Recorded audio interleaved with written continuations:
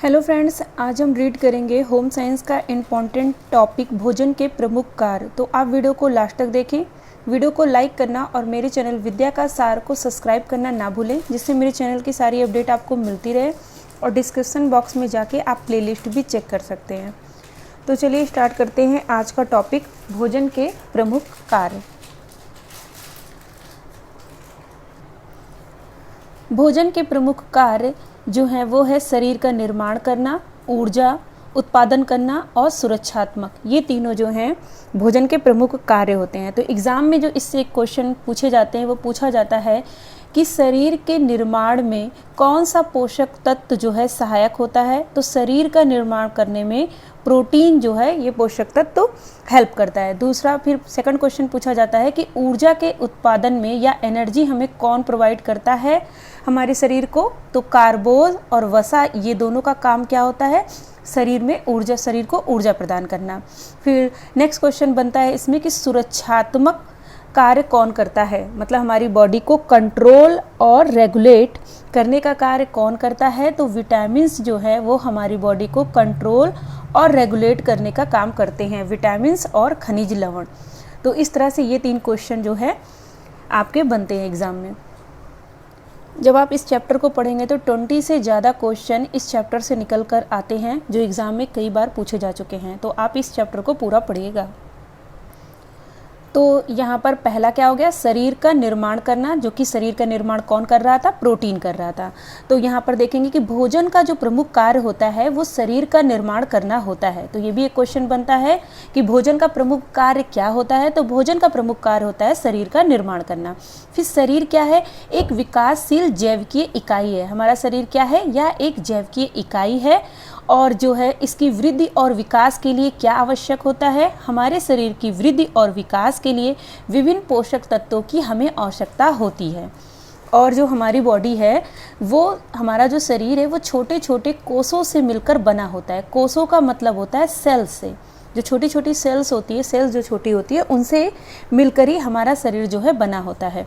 माँ के गर्भ में भ्रूण के विकसित होने पर ही कोशिकाओं से बने नए नए ऊतक निरंतर निर्मित होते रहते हैं। मतलब जब भ्रूण का विकास होता है हमारी बॉडी में तो इन्हीं कोशिकाओं से धीरे धीरे नए नए ऊतक मिलकर जो है हमारी बॉडी का निर्माण करते हैं।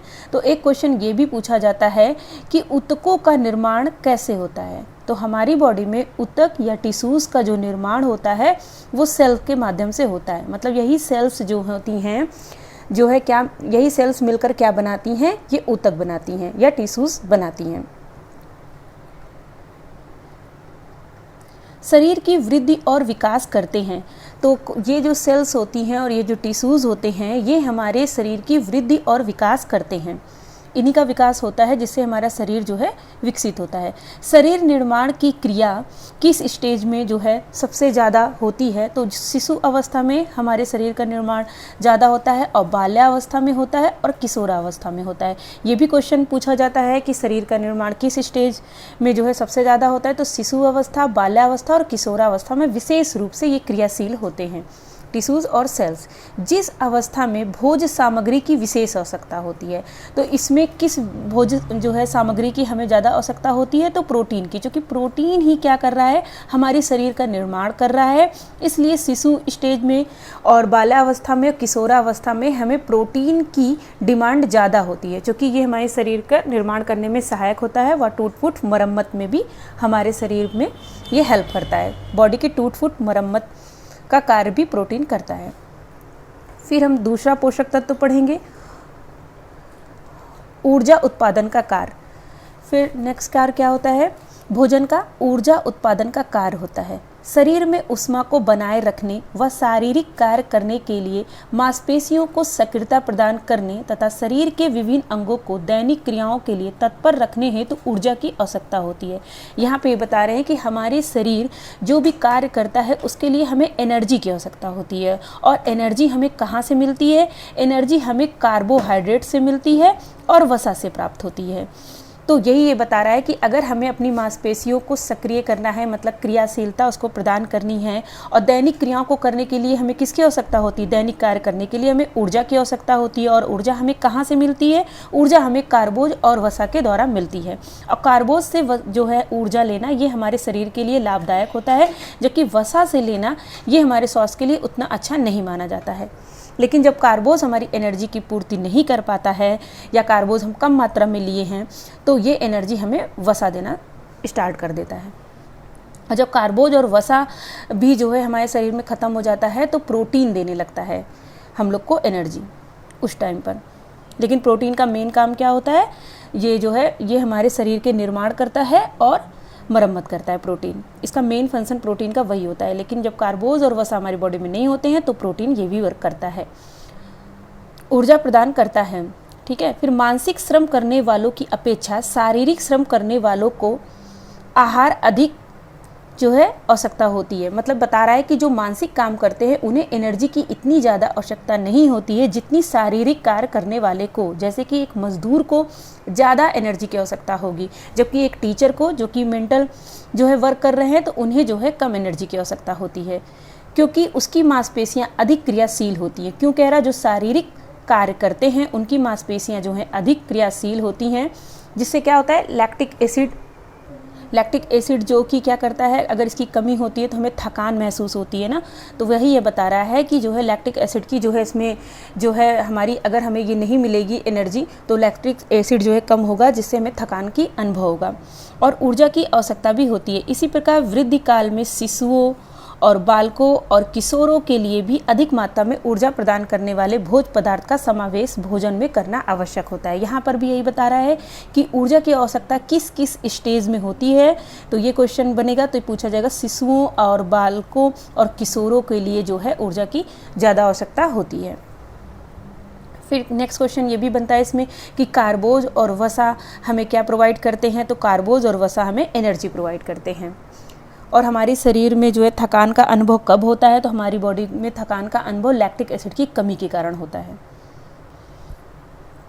यहाँ से जो क्वेश्चन पूछा जाता है वो पूछा जाता है कि हमारी बॉडी को सुरक्षात्मक कार्य कौन करता है। सुरक्षा का कार्य कौन करता है, तो विटामिन्स और खनिज लवण हमारी बॉडी को सुरक्षात्मक कार्य जो है करते हैं। मतलब कि हमारी बॉडी को जो है प्रोटेक्ट और रेगुलेट करने का काम हमारे विटामिन्स और खनिज लवण करते हैं। भोजन में कुछ प्राकृतिक भोज्य पदार्थ का प्रयोग किया जाता है, जिससे शरीर को सुरक्षात्मक क्षमता प्रदान करने वाले पोषक तत्व कहते हैं। ये पोषक तत्व क्या होते हैं, सुरक्षात्मक क्षमता हमको प्रदान करते हैं। और ये पोषक तत्व जो है हमारे विटामिन्स और खनिज लवण होते हैं। जो पोषक तत्व विभिन्न प्रकार के विटामिन्स और खनिज लवण होते हैं, तथा प्रत्येक तत्व शरीर में अपना विशिष्ट कार्य करने के लिए उत्तरदायी होता है। मतलब ये विटामिन्स, कुछ कार्य विटामिन्स करते हैं और कुछ कार्य कौन करता है, खनिज लवण करते हैं। फिर यहाँ पर ये पूछा जाता है कि शरीर में होने वाली अनेक क्रियाएं, जैसे कि हृदय का निस्पंदन में कौन सहायता करता है। तो हमारे या तो ऑप्शन में आपको सुरक्षात्मक तत्व लिख कर आ जाएगा, या फिर विटामिन या खनिज लवण दिया रहेगा। तो अगर विटामिन खनिज लवण दिया है तो आप उस पर टिक करेंगे, अगर सुरक्षात्मक तत्व लिखा है तो आप उस पर भी टिक कर सकते हैं। तो और मांसपेशियों का संकुचन में कौन सहायक होता है, तो विटामिन्स और खनिज लवण जो है हमारी मांसपेशियों के संकुचन में सहायता करते हैं। और हमारे शरीर में सबसे ज़्यादा पूछा जाने वाला क्वेश्चन है शरीर में, तो ये क्वेश्चन सबसे ज़्यादा पूछा जाता है कि शरीर में जल की मात्रा का संतुलन कौन करता है। तो हमारी बॉडी में वाटर बैलेंसिंग का काम कौन करता है, तो ये खनिज लवण और विटामिन जो है वाटर बैलेंसिंग का काम करते हैं हमारी बॉडी में। और रक्त पर स्पंदन का कार्य कौन करता है, ये भी विटामिन खनिज लवण करते हैं। तो इसमें से कुछ भी आपको एग्जाम में दे देगा और पूछेगा कि ये कार्य कौन करता है। शरीर में अम्ल व क्षार के संतुलन अनुपात का संतुलन कौन बनाए रखता है, मतलब एसिड और बेस का जो है अनुपात या बैलेंस बनाने का कार्य कौन करता है, तो विटामिन और खनिज लवण करते हैं। शरीर में ताप का नियंत्रण, हमारे बॉडी का टेम्परेचर को कौन कंट्रोल करता है, हमारी बॉडी के टेम्परेचर को भी विटामिन और खनिज लवण कंट्रोल करते हैं। शरीर में उत्पन्न होने वाले विषैले पदार्थों का निष्कासन हमारी बॉडी से निकालने में या निष्कासन करने में कौन सा जो है पोषक तत्व जो हेल्प करता है, तो ऑप्शन में आपका दे देगा प्रोटीन है, कार्बोहाइड्रेट है, विटामिन खनिज लवण।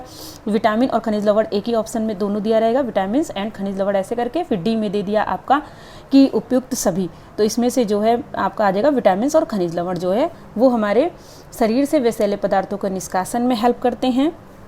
और हमारी बॉडी के टेम्परेचर को भी कंट्रोल करते हैं। भोजन में उपस्थित पोषक तत्व ही करते हैं। अब हम यहाँ पर देखेंगे कि भोजन से प्राप्त होने वाले प्रमुख पोषक तत्व कौन कौन से हैं।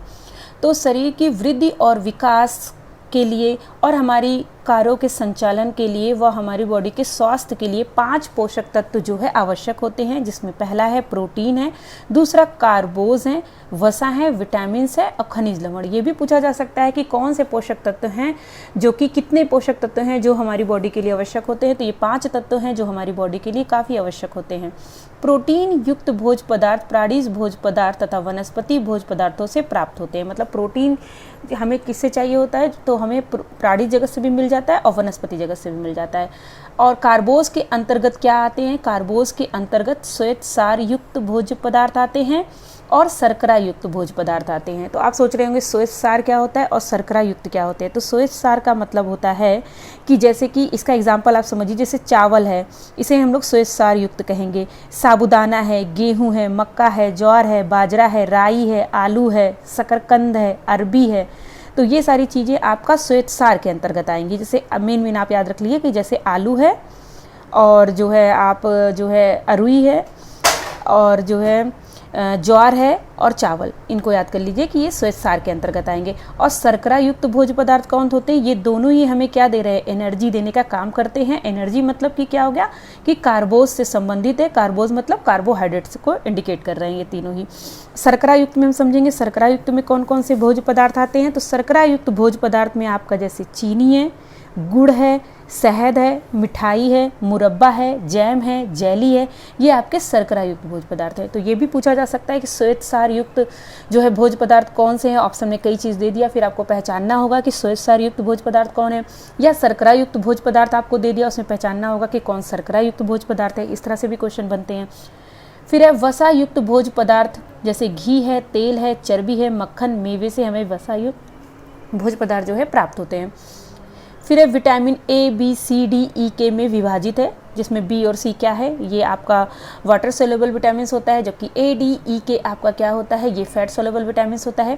खनिज लवण में आपके आ जाएंगे कैल्शियम, फास्फोरस, लौह, iodine, sodium, potassium, magnesium, chlorine, sulphur, ये सारे होते हैं। और ये जो खनिज लवण होते हैं इन्हें हमारी बॉडी में बहुत कम मात्रा में आवश्यकता होती है। ठीक है, माइक्रोग्राम में हम लोग की बॉडी में ये आवश्यकता होती है। मैग्नीशियम, ये सारे क्या होते हैं, ऐसे भी दे सकता है एग्जाम में आपके, ये सारे में से कुछ भी दे दिया और पूछा कि खनिज लवण पहचानिए कि इसमें से खनिज लवण क्या है।